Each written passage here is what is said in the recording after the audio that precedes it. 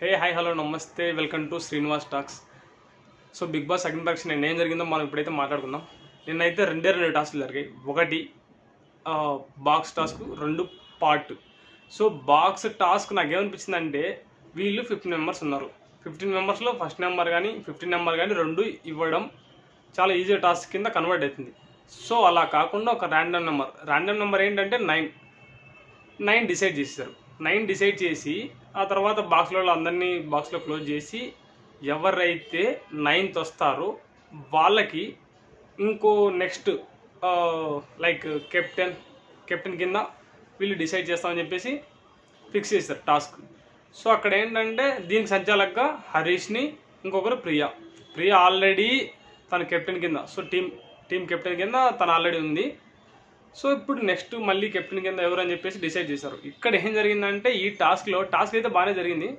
So అందరూ చాలా ఫాస్ట్గా లేసారు, కొంచెం ఆలోచించుకొని కొంచెం నిదానంగా లేసారు. కానీ దీంట్లో ఎక్కువ తెలుసు కదా మర్యాద మనీష్ గారు కొంచెం ఆలోచించి అంటే ఆయన బ్రెయిన్ ఉపయోగించి సో కౌంటింగ్ చెప్పేశాడు. ఆయన ఓపెన్గా చెప్పేశాడు, నేను కౌంటింగ్ చేసుకుంటున్నాను, బయట ఏం జరిగింది ప్రతిదీ అబ్జర్వ్ చేశాను. సో దాన్ని బట్టి నేను కొంచెం లేట్గా లేచానని చెప్పేసి ఆయన చెప్పాడు. యాక్చువల్లీ నాకైతే అనిపించింది అంటే అది కరెక్టే కదా, ఎవరైనా కానీ బయట ఏం జరిగింది అబ్జర్వ్ చేయాలి, అబ్జర్వ్ చేసి మనం ఎప్పుడు లేవాలని చెప్పేసి ఒక ఆలోచన అయితే ఉండాలి, అది కరెక్టే. కానీ ఏంటంటే ఇంకా ఆయన మరీ టైం ల్యాగ్ తీసుకోవడము. సో మరీ ల్యాగ్ అయితే అక్కడ మనకు 15 మెంబర్సే కదా, 15 వచ్చే అవకాశం కూడా ఉంది.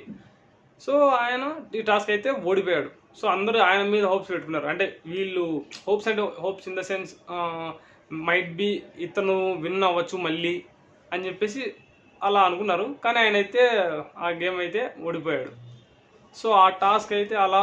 ఇంకొకటి వీళ్ళు సంచాలకులు ఎవరైతే పెట్టారో హరీష్తో పాటు ఇంకొకరు ఎవరు ప్రియ, ఇద్దరు చెరొక డిఫరెంట్ ఒపీనియన్. సో మీరు వాళ్ళు అక్కడే లైవ్లో చూస్తుంటారు, కానీ ఒపీనియన్స్ ఇద్దరికి డిఫరెంట్గా ఉంటాయి. కానీ అలా లాస్ట్కు నేను హరీష్ డిబేట్ చేసినా కూడా ప్రియా ఏం చెప్పిందో తనే నిర్ణయమే ఫైనల్ నిర్ణయంగా ఇంకా డిసైడ్ చేస్తారు. సో ఆ టాస్క్ అయితే అక్కడ కంప్లీట్ అయిపోయింది. ఆ టాస్క్లో మీకు ఎవరు జెన్యున్ అనిపించింది, అంటే ఎవరు బాగా ఆడారనిపించింది, అది కామెంట్లో పింక్ చేయండి.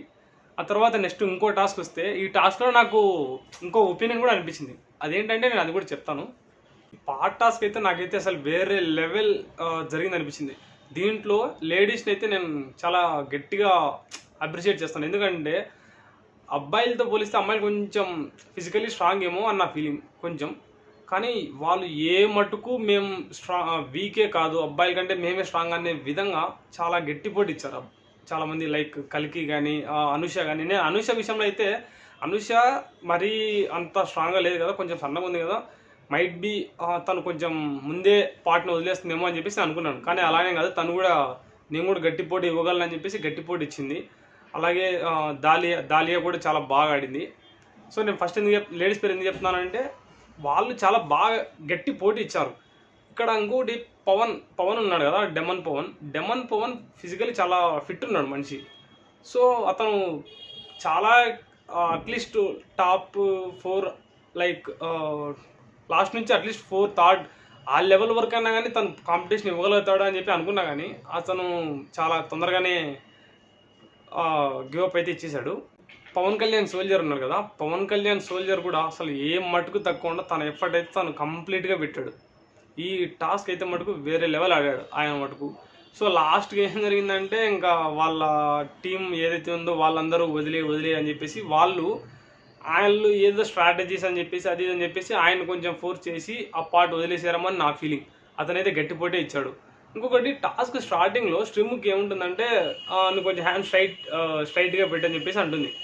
అప్పుడు శ్రీజ హ్యాండ్ అయితే ఇలా ఉండాల్సిన హ్యాండ్ ఇలా కిందికి ఇలా పట్టుకొని, అంటే కొంచెం కిందికి పట్టుకొని కొంచెం కంఫర్ట్ ఉంటుంది కదా, సో అలా ఉందేమో శ్రీజ, తనకి ఎందుకు చెప్పలేదు అనే ఫీలింగ్ నాకు కలిగింది. ఇంకోటి ప్రతి ఒక్కరు బాగానే ఆడారు ఈ టాస్క్ అయితే. సో టాస్క్ భలే ఇంట్రెస్టింగ్ అనిపించింది. ఈ టాస్క్ ఏంటంటే ఆ ఫింగర్ మీద ఆ ఫింగర్తో ఆ పార్ట్ని అయితే హోల్డ్ చేసి అలానే పట్టుకోవాలి కంటిన్యూస్గా. సో పట్టుకొని అలాగే కంటిన్యూస్గా ఉంటే ఆ ప్రెజర్ అనేది ఖచ్చితంగా ఫింగర్ మీద బాడీ ఆ హ్యాండ్ మొత్తానికి ఆటోమేటిక్గా పడిపోతుంది. సో చాలామంది అయితే చాలాసేపు గట్టిగానే హోల్డ్ చేసుకుని అలా ట్రై చేశారు. కానీ లాస్ట్కి అయితే పవన్ కళ్యాణ్ కల్కి అయితే ఇంకా మైండ్లో ఫిక్స్ అయిపోయింది, కొడితే నేను ఖచ్చితంగా కొట్టాలి, నేను నిలబడాలి, ఏది ఏమైనా కానీ నేను నిలబడాలి అని చెప్పేసి తనకు స్ట్రాంగ్గా ఫిక్స్ అయిపోయింది.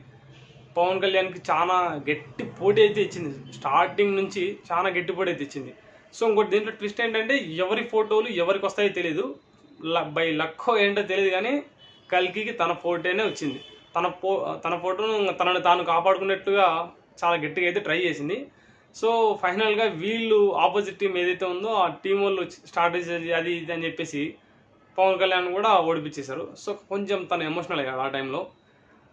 తను ఎలా ఎమోషనల్ అయ్యాడంటే, నాకు ఉండేది ఇంకా నేను గట్టిగా ఎంతో ట్రై చేసుకుని అలా ఇలా పర్మిషన్స్ అది ఇది, సో నా అవుట్ సైడ్ ఎలా ఉందో ఏమో తెలియదు, కానీ గట్టిగా అయితే ట్రై చేసి నేనైతే అవకాశం తెచ్చుకున్నాను, దీన్ని ఏదో ఒకటి చేయాలని చెప్పేసి తన మైండ్లో ఉందేమో, అలా ఆలోచించి తను ఎమోషనల్ అయ్యాడేమో అని చెప్పేసి నాకు అక్కడ అనిపించింది. ఈ పార్ట్ టాస్క్ నాకు ఇంకో విధంగా ఎలా అనిపించిందంటే, లైక్ ఒక మ్యాటర్ని, ఒక విషయాన్ని ఏదైనా కానీ నువ్వు కంటిన్యూస్గా ఇక్కడ స్టిక్ అని అలానే దాన్ని ఒక ప్రెజర్లో అలా పెట్టుకుంటే అది ఉండే కొద్దీ బరువు అయిపోద్ది అని చెప్పి ఇండైరెక్ట్గా చెప్పచ్చు అని చెప్పేసి నాకు అలా కూడా అనిపించింది. ఎందుకంటే ఒక వస్తువుని ఏదైనా కానీ కంటిన్యూస్గా ఇలా హోల్డ్ చేసి పట్టుకుంటే అది మనం గంట 2 గంటలైనా ఎలాగైనా పట్టుకోగలుగుతాం, కానీ ఆ తర్వాత ఆటోమేటిక్గా ఆ ప్రెజర్ని అయితే హ్యాండ్ తట్టుకోలేదు, అలా ఆటోమేటిక్గా మనం ఉంచేస్తాం. సో ఏదైనా కూడా ఇక్కడ మనం కంటిన్యూస్గా ఇలా పెట్టుకుంటే ఆ ప్రెజర్ని మనం ఏది తట్టుకోలేం. సో నిన్న జరిగిన 2 టాస్కుల్లో ఒక బాక్స్ టాస్క్ కానీ ఈ పార్ట్ టాస్క్ కానీ నాకైతే పార్ట్ టాస్క్ చాలా కొంచెం ఇంట్రెస్టింగ్ అనిపించింది. జడ్జెస్ కూడా చాలా క్యూరియస్గా ఉన్నారు, వీళ్ళు చాలా కాంపిటీషన్ అంటే ఒకరికొకరు కాంపిటీషన్ ఇస్తున్నారు, గట్టిగానే ట్రై చేస్తున్నారు, ఎవరు ఎక్కడ తగ్గట్లేదని చెప్పి. ఇంకోటి శ్రీజ అయితే తను వాళ్ళ టీం నుంచి అందరూ గివప్ ఇచ్చే వదిలేసి, అంటే అంతా వాళ్ళ టీం నుంచి ఎవరు పడిపోవట్లేదు, నువ్వు నీ పార్ట్లో వాళ్ళ టీం ఫోటోనే ఉందేమో, నువ్వు వాళ్ళని సేవ్ చేస్తున్నావేమో అన్నట్టుగా వాళ్ళు పార్ట్ని వదిలేయని చెప్పారు. వాళ్ళు ఆ టైంలో ఏమంటున్నారంటే ఇంకా వీళ్ళ టీం నుంచి 2-3 ఉన్నారు, సో నేను ఒకవేళ వదిలేస్తే మైట్ బి మీదే రావచ్చు నా దాంట్లో, సో నేను వదలను అని చెప్పేసి తను పాజిటివ్ వేలో ఆలోచించింది. సో నాకు అక్కడ కూడా కరెక్ట్గానే ఆలోచించింది అని చెప్పేసి నాకు అలా కూడా అనిపించింది. ఎందుకంటే మైట్ బి వాళ్ళైనా రావచ్చు వీళ్ళైనా రావచ్చు, కానీ తనైతే గివప్ ఇవ్వకూడదు కదా. సో నా పాయింట్ ఆఫ్ వ్యూలో అలానే అనిపించింది, అక్కడ తను అలానే ఉండాలి, ఎవరైనా కూడా అలానే మాట్లాడాలి అని చెప్పేసి. 2 టాస్కుల విషయంలో నాకు ఇలా అయితే అనిపించింది.